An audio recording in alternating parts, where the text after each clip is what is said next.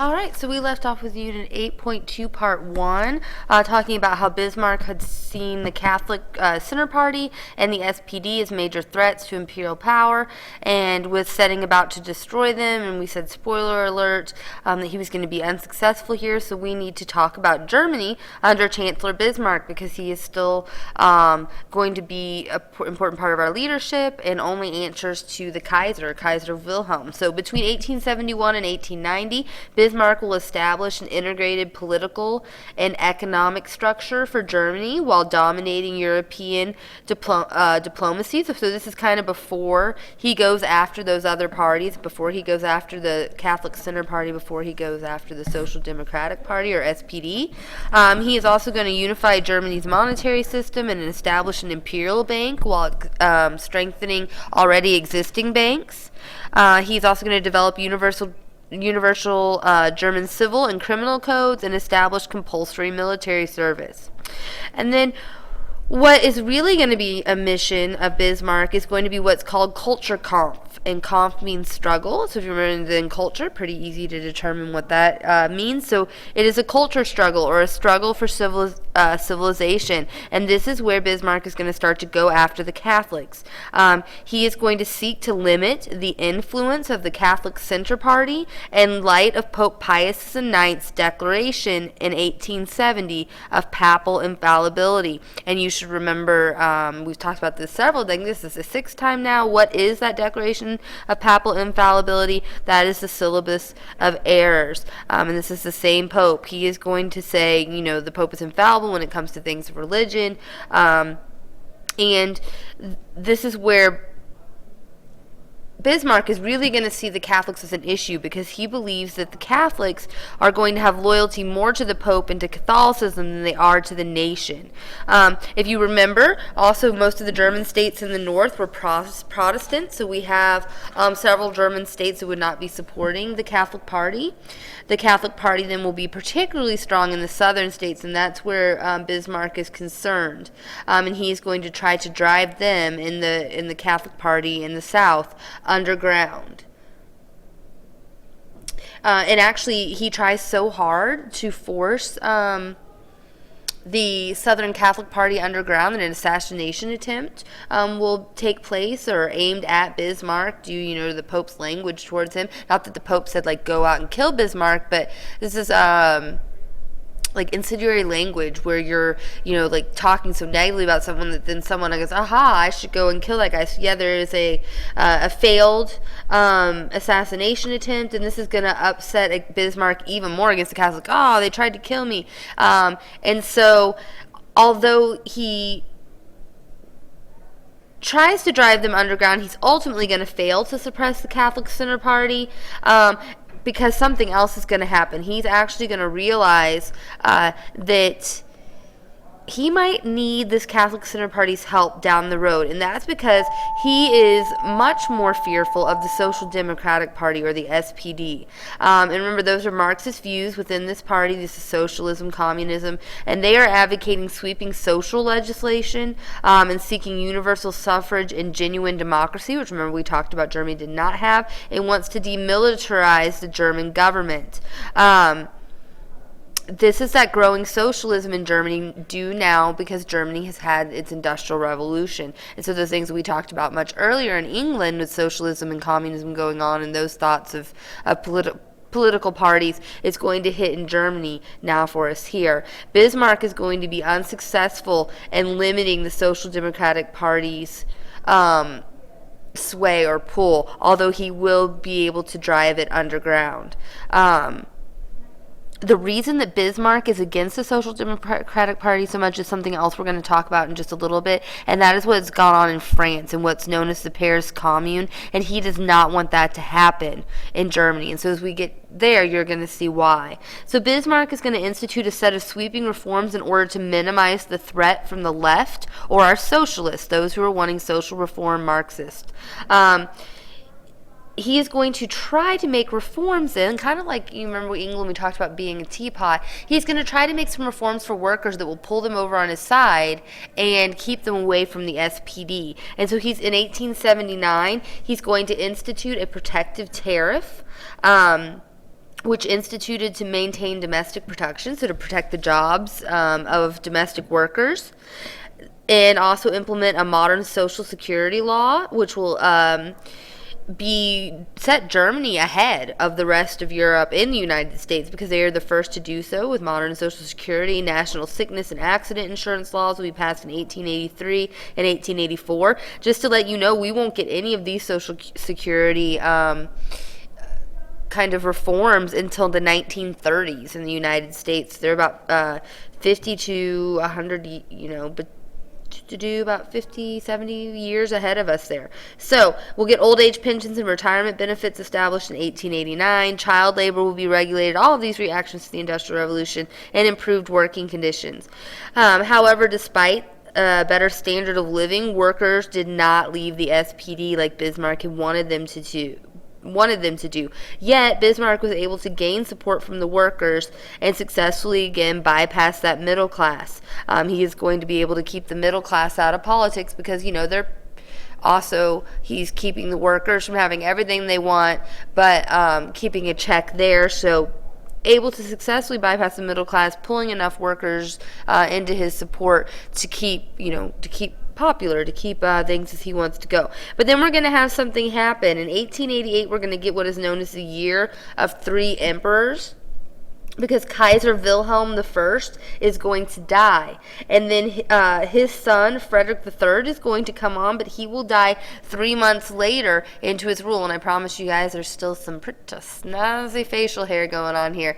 So we are going to have Frederick III dying 3 months into his rule. Bismarck had also been chancellor under Frederick III, and then we get the grandson of Kaiser Wilhelm I, William II, and he will come in as our new Kaiser. He's actually married to, I think, like a descendant, a daughter of Queen Victoria, who, I mean, if you looked at a family tree of hers, was related to everybody. Like pretty much all of her children will marry into like the Hohenzollerns and all across Europe. But anyway, so powerfully related.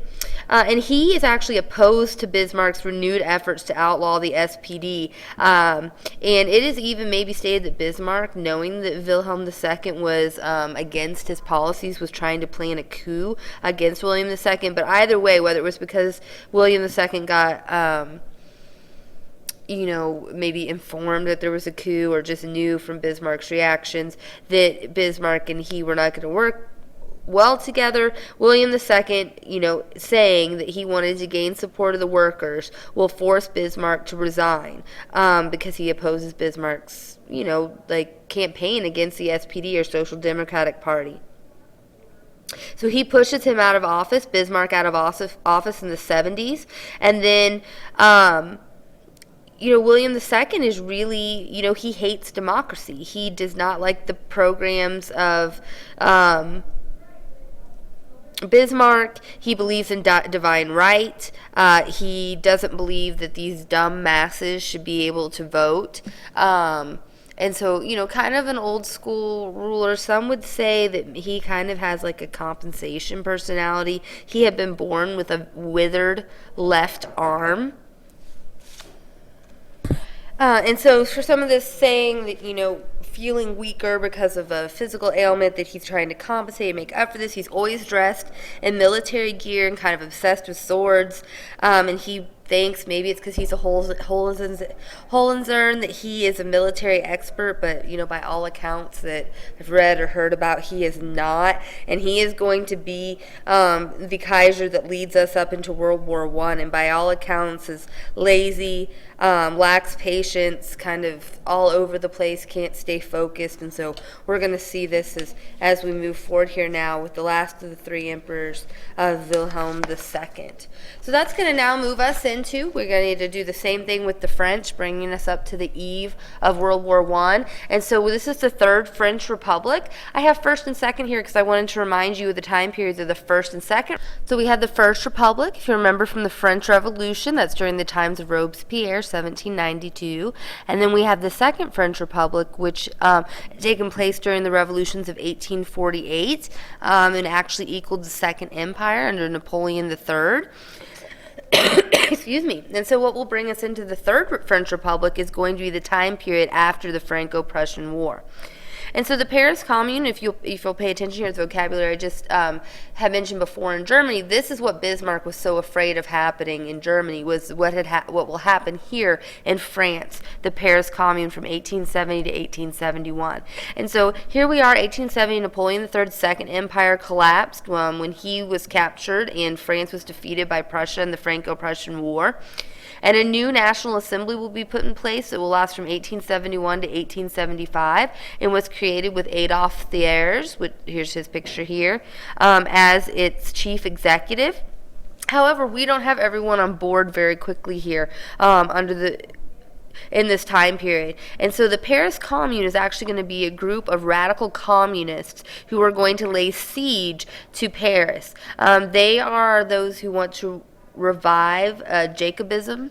They are like the sans-culottes. They are patriotic. They are anti-German, very angered at the outcome of the Franco-Prussian War. They're angered after the peace treaty with Prussia that the Paris Commune refused to recognize the authority of the newly created National Assembly because they didn't like the direction it was going or the treaty that had been accepted by Thiers after the Franco-Prussian War. They don't like that reparations are going to have to be paid from the Franco-Prussian War, and so they are generally moving against this new direction of the new National Assembly. So from March to May of 1871, the Paris Commune will fight a bloody struggle with the troops of the National Assembly. So this is pretty much where you can say that it's Paris, the city of Paris, versus France.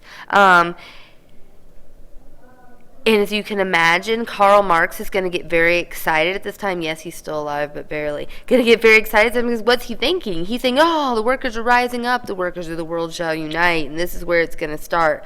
What we're going to see very quickly, and you might be like, well, how did they get into Paris? A sympathizer actually for them is going to leave the gates open and allow the Paris Commune to lay siege to Paris. And thousands will die in this civil war, and 20,000 will be subsequently executed after this civil war by the National Assembly. So the National Assembly is going to win out. Why?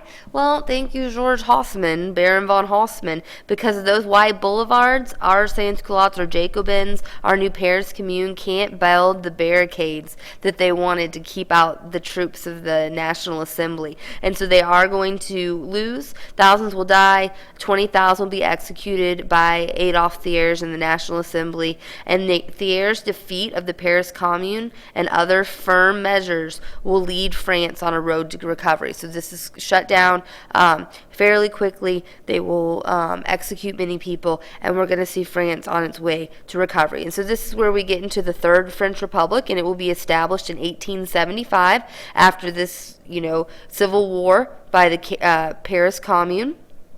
It's largely dominated by the bourgeoisie, and France will enjoy periods of economic prosperity during this time.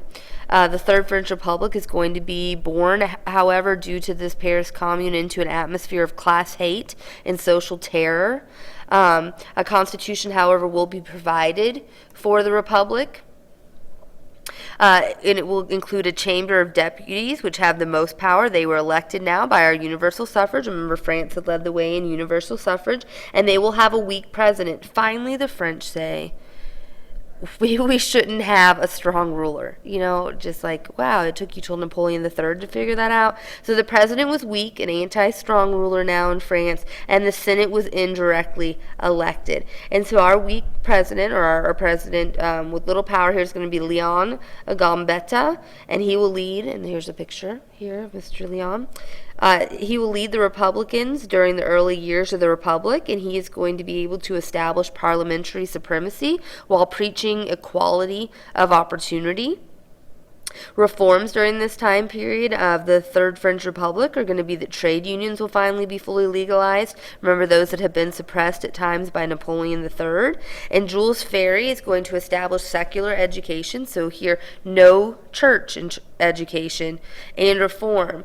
He's going to expand tax-supported public schools and compulsory or forced education. And so what the push for this is now that France has universal suffrage and every male can vote, they're going to say, if you can vote, you need to be educated. Plus, what does education do? It socializes you, it nationalizes you, it teaches you nationalism.